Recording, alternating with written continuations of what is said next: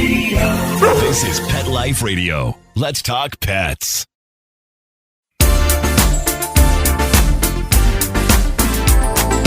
Rappaport to the rescue with award-winning animal advocate Jill Rappaport.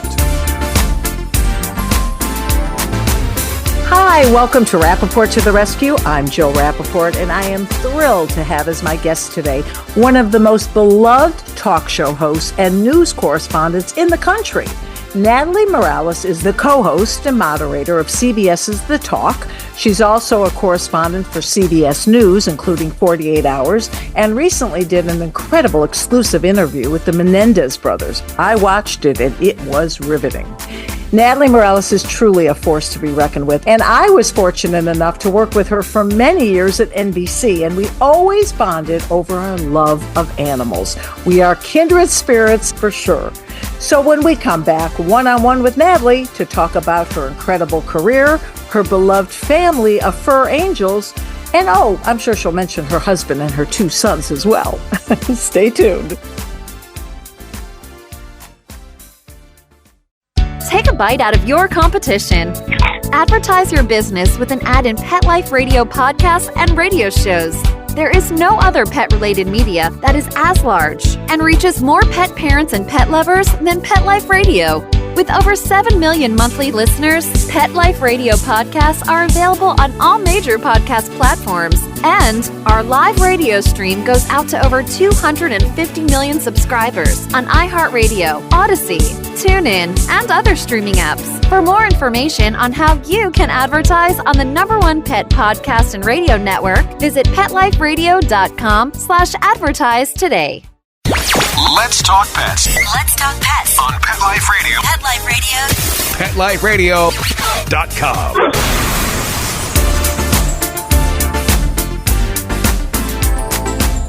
Welcome back to Rappaport to the Rescue. I'm Jill Rappaport. And you know, one of the things I love about doing this podcast is the incredible, interesting people I get to meet and the amazing lives they've led, especially their heartfelt work for animals. It's so gratifying for me to be able to do this show and meet these people. And today, it's extra special because I'm reconnecting with someone who I worked with for many years at NBC's Today Show. She is as beautiful inside as she is out, and she is so incredibly talented. But what I always loved about Natalie Morales is her love and dedication to animals. We have worked together many years ago. You officially started in 2006 on the Today Show, but we actually worked earlier than that because you were filling in all the time. Oh, yeah. I mean, I was pregnant with my oldest, who's now 20. So since I think 2002. So I was sort of in the background at the Today Show for a long time. I was at MSNBC, officially since 2002. And before that, I was in Hartford. So I was in the NBC family for many, many years.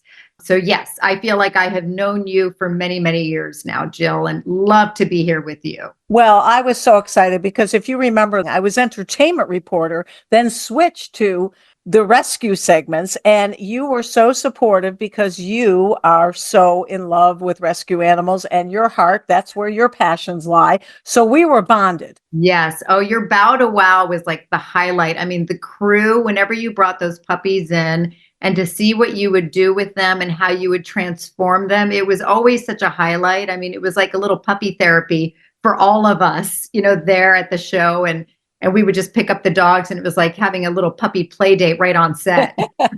And you were always so supportive because, as you know, it ran for almost 8 years. I had a 100% adoption record. And whether they were 3-legged, pit bull seniors, they all got a home because of that.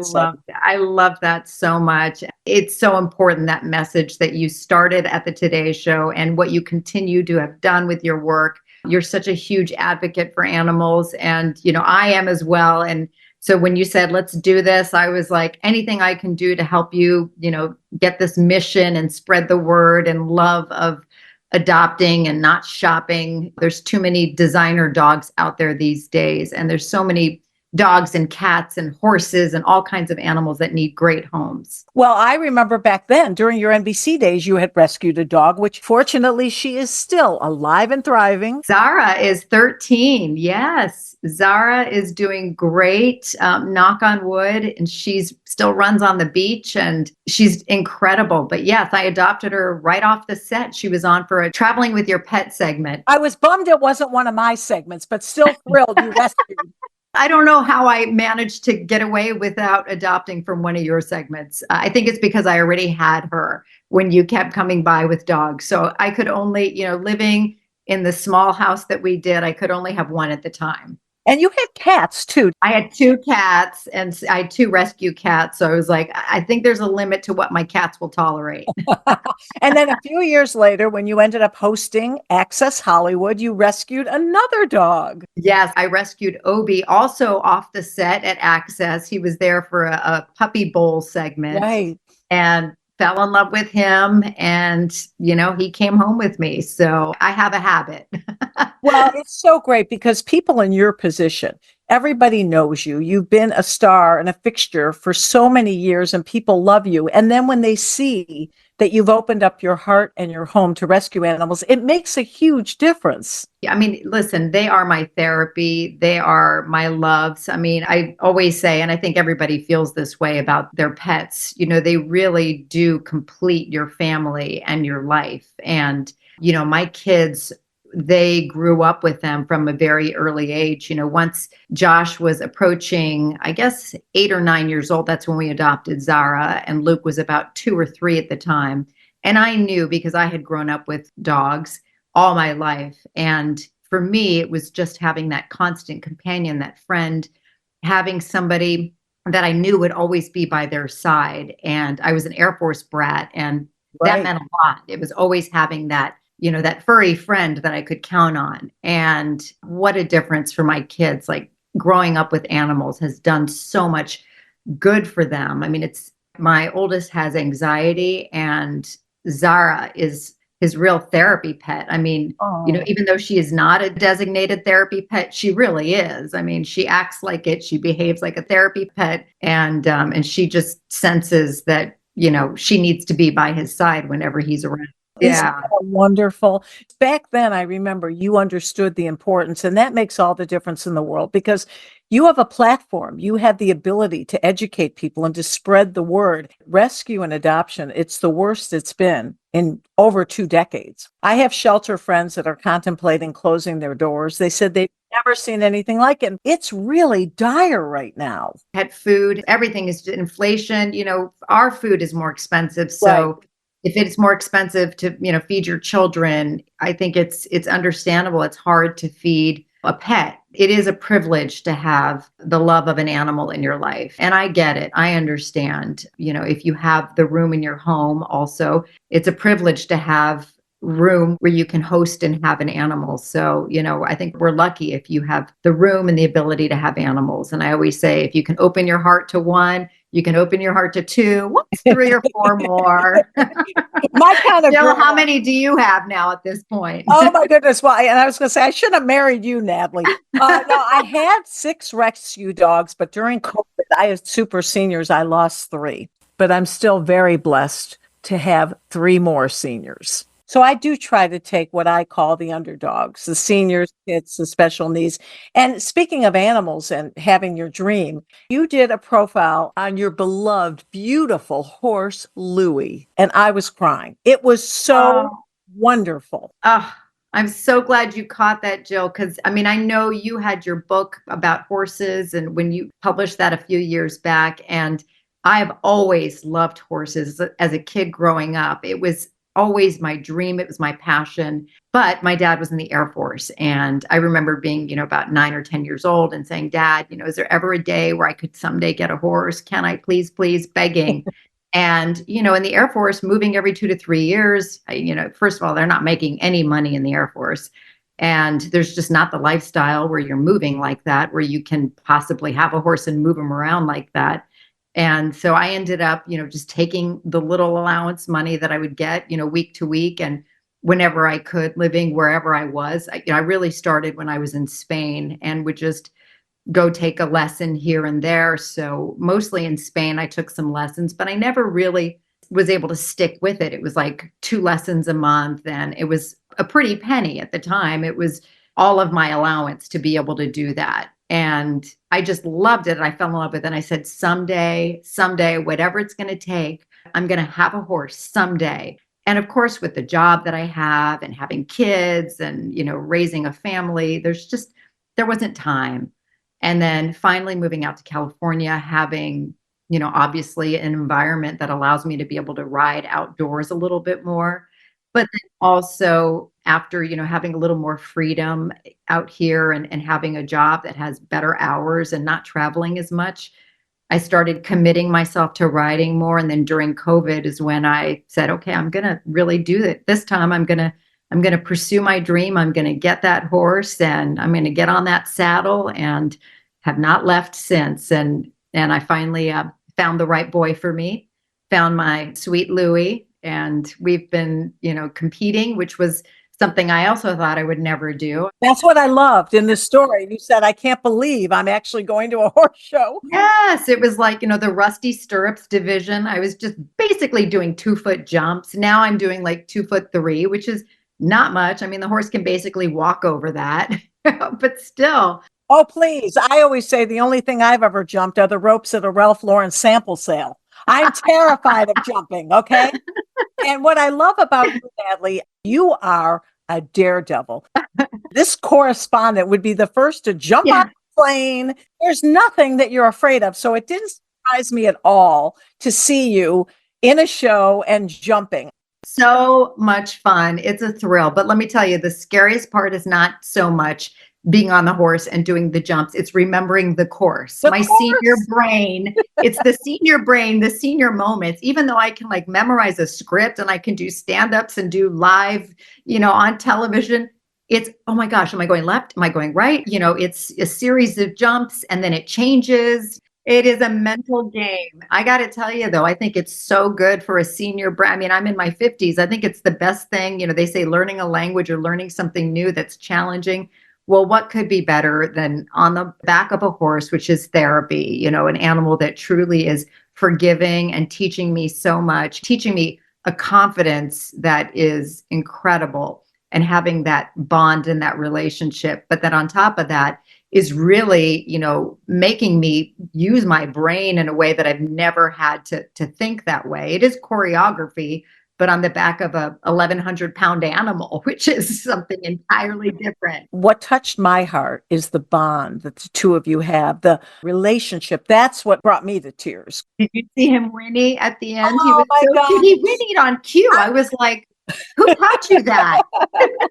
For you, this is your partner. You could just see the love. I know. You're going to make me cry, because it really is. When you have an animal that touches you in a way, it really does. It makes such a difference in your life. It really does. He's taught me so much about myself, because we didn't click right off the bat at first. It took a little bit. And I'm one of those people, like I usually feel it right away or not. And this was the first time that I was like, I don't know. I don't know if he's the right one for me. He's kind of a little fast. He's kind of a little bit, I don't know. And my trainer was like, you got to just give it time. Be patient. Yeah. He knows more than you. He's trying to teach you.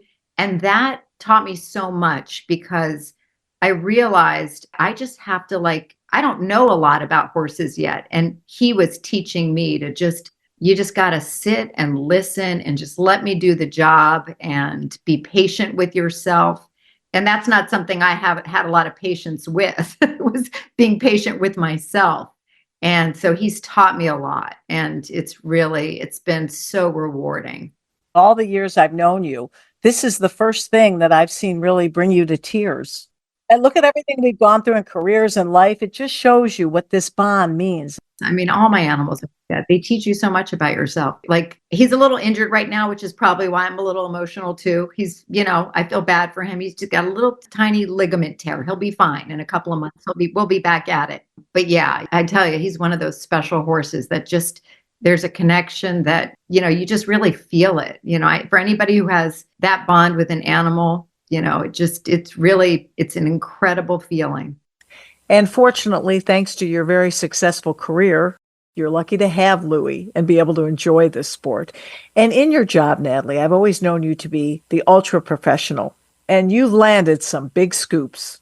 I happened to see your exclusive with the Menendez brothers years later in prison. That story brought out a lot of emotion in me, what they went through. And I don't think people really understood it at the time. They just thought murderers, put them away. Yeah, it's interesting because, now 34 years later, I think Lyle is 56 or 57 and Eric, which is crazy. It tells you how, I was in college when this all happened. And Eric is in, I think, 52 or 53. They're about 3 years apart in age. But yeah, you're right. I think the public sentiment was very much, it was such a brutal crime, the way they shot their parents. And even though there were two trials, the first trial was a hung jury. The second trial, they were convicted now life and serving life without parole. Even during that second trial, even though you heard the testimony about them being abused, that was limited testimony from the first trial because the judge agreed, the prosecutor was able to limit that testimony.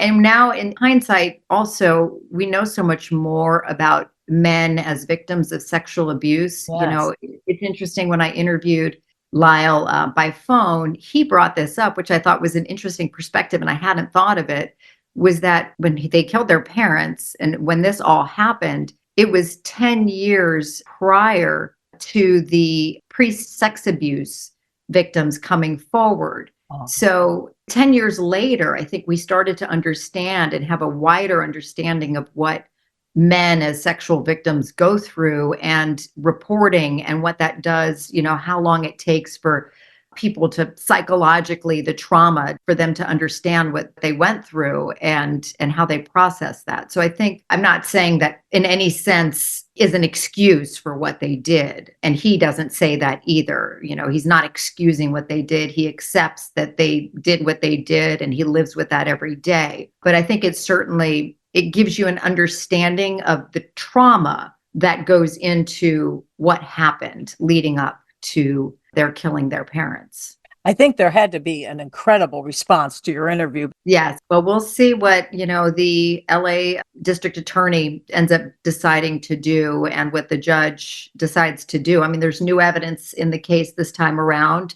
There's a victim who has come forward alleging that Jose Menendez also raped him when he was a member of the boy band Menudo, and Jose Menendez was an executive at the time for RCA Records and met the group Menudo and met this man, Roy Rosello. So that sort of adds to the picture of, if there was one more person who adds to the story of what the Menendez brothers alleged their parents were doing to them.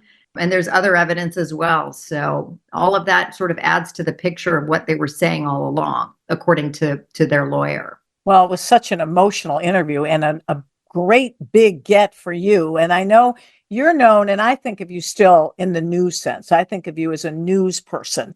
And I remember when you took the job in LA at Access Hollywood, I thought she'll be great. She has a great personality, but I still always thought Natalie's a news gal. I don't know if she's going to be into that entertainment, which I did for many years. How many red carpets can you be on and ask about movies and stars? Too many. Yeah, exactly. So when I heard you got the job at the Talk, not just as one of the hosts, but as moderator, I thought, this is perfect. This has everything that you excel in. The interviewing skills, you can show your personality, you can have some serious interviews, you have some laughs.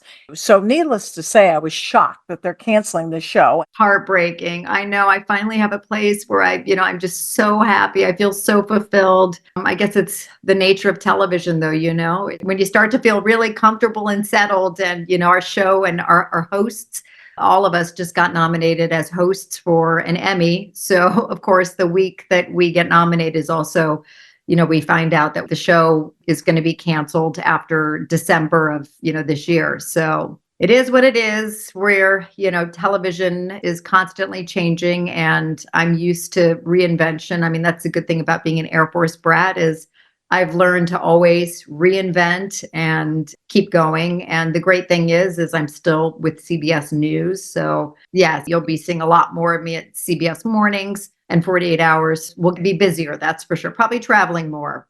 And maybe filling in on the evening news too. Well, we'll see. We'll see. Yeah. I mean, it's definitely going to put me back more on the news side of the business for sure. But getting back to your first love, the talk, it's a very diversified group and you all get along great. Oh, I love it. I mean, we do. We are what you see. It's the most diverse group in television. And I love that each of us has such a different perspective. We each come from such unique, different backgrounds. And it's a hoot. Like, it's really fun to go to work every day. You know, I had a lot of fun at the Today Show every day. And I didn't think I would be able to replicate that feel of like just like live TV and the madness and the fun. Well, this is all fun because at least that's what we go to show up to work for. But yes, I've been having a great time at the talk. So it's going to be hard to say goodbye. But I think, you know, everybody says one door closes, the other door opens. I always think there's a plan. I got to believe there's a bigger plan and, you know, people making decisions that know a lot more than I do. So did you come together collectively and maybe go to brass and say, come on, can't you just give it another year? Or did you question it at all? I mean, I think we've all questioned it over, you know, it just within our like inner circles. But, you know, I guess there's only so much we feel like we could do. Well, the show doesn't end until December, so you do have another several months. That's where we feel like we've got a little time still to be with each other. And, you know, we did get picked up for a season 15. So we feel like we have a couple of months to go out with a bang, and we're going to make the most of that time and have the best time saying goodbye. We're just going to have a blast. So when we come back after the summer, I think it's just going to be a party, you know, a farewell party to remember. And my big question to you, because I always thought of you as Hoboken, East Coast girl, when you were first based here with the job at NBC, any chance you'd move back east? You know, they keep asking me that at CBS too. You know, you never say never, right? I do have, my youngest is 15. He's going to be a sophomore in high school. So I can't do anything in the next couple of years. I got to let him finish school. Right. I don't want to do what happened with me in high school was I got moved around quite a bit. So I want him to have like a nice steady exit of high school and let him figure out where he wants to go to college, and then we'll see. But I love it out west so much. I love it here in California so much. I mean, it's a dream. Every time I would come out here on assignment, it was always like my bucket list. Someday I want to live there. So when I had the opportunity to come out here, I thought, you know, I was living my dream. And so I hope to keep living this dream if I can for a little bit longer. And you literally uprooted your whole family, your husband, Yeah. your boys, when they were at a very crucial age. And it was a daring move. And I would imagine a little terrifying. You know, but I guess that's again where the Air Force being prepared and being able to pick up and move. I mean, it's hard because my kids were born and raised in Hoboken, New Jersey. They had lived in one place, one house their entire lives. And I actually think it was really good. I think it was the perfect time. My oldest was going into 7th grade and the youngest was going into 2nd. And that was the perfect time, you know, so that my oldest could complete like 7th to 12th grade in one school. And my youngest started in the same school from 2nd grade and hopefully will finish up till his senior year. So it was a great place for them to grow up, to be outside more, play sports year round. Couldn't be better. So it was definitely the right move at the right time. And you know, Natalie, whether you're jumping out of a plane or jumping on a horse, you live life to the fullest. And I'm so thrilled that you joined us today on Rappaport to the Rescue. And thank you so much for always caring about animals in need. You're the best pet parent. Oh, thank you, Jill. Well, you've been an amazing supporter for so many years. Thank you for all that you do. And thank you for giving me the time to talk about our love of animals. Yes, especially rescuing those babies of yours. Your message, your voice makes a huge difference, Natalie. Appreciate it. And thanks everyone for tuning in. But please remember that there are countless animals waiting in shelters nationwide for you to give them what they so deserve. And that's a forever loving home. Let's Talk Pets, every week on demand, only on PetLifeRadio.com.